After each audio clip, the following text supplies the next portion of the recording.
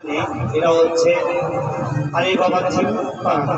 এই পার্কের ভিতরে ঘুরে অনেক কিছু দেখতে পারলাম, অনেক কিছু শুনলাম।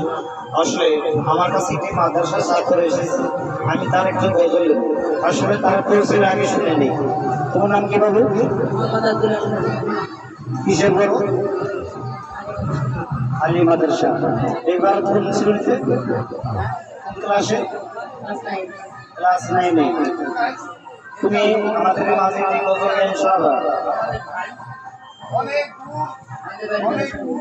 আচ্ছা ঠিক আছে, কোনটা হাত দিয়ে একটু কাছে ধরে বলবো। আচ্ছা। আসসালামু আলাইকুম ওয়া রাহমাতুল্লাহি ওয়া বারাকাতুহু। তুমি ছাড়া কেউ নেই মালিক বলে তারে ডাকবো, ও তুমি ছাড়া কেউ নেই মালিক বলে তারে ডাকবো, তুমি ছাড়া কেউ নেই ভালোবেসে তার ছবি আঁকবো,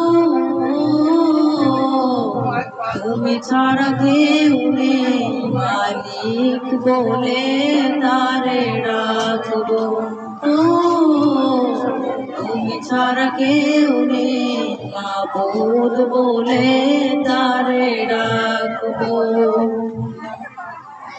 তাই তো সারাক্ষণ ডাকি তোমারে, ভালোবেসে কাছে টেনে নাও আমারে। তাই তো সারাক্ষণ ডাকি তোমারে, ভালোবেসে কাছে টেনে নাও আমারে। এ মনের গহীনে আছো তুমি, ভালোবেসে চিরদিনই রাখবো,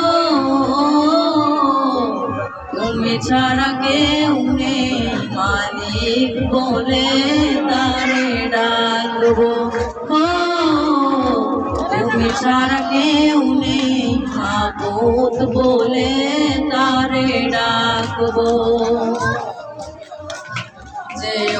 যেও না ভুলে কখনো আমায়, পারবো না কবু আমি হারাতে তোমার। যেও না ভুলে।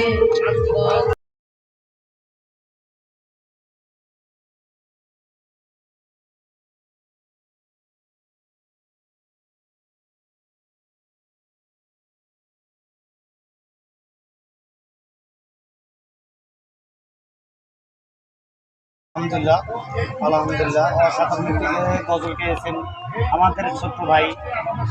আসলে এমন সুন্দর একটি গজল আর এমন সুর, যে কণ্ঠস্বরের কারণে মনে করেন যে বর্তমানে যে তারকা আমির হামজা, যে জন্য আসলে বক্তা হয় আমির হামজাও ফেল হয়ে যায়।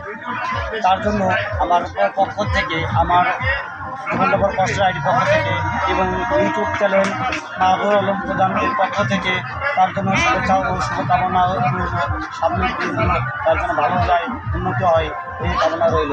এবং এই গজলটি যদি আপনাদের কাছে ভালো লেগে থাকে তাহলে অবশ্যই শেয়ার করে দেবেন, যাতে আরও অনেকে এরকম ভিডিও সামনে আসতে পারে এবং গজল গাইতে পারে, এবং তাদেরকে নিয়ে পুনরায় আমি তাদের পূর্ণ গজল এবং পুনরায় একটি ওয়াজ তৈরি করতে পারি।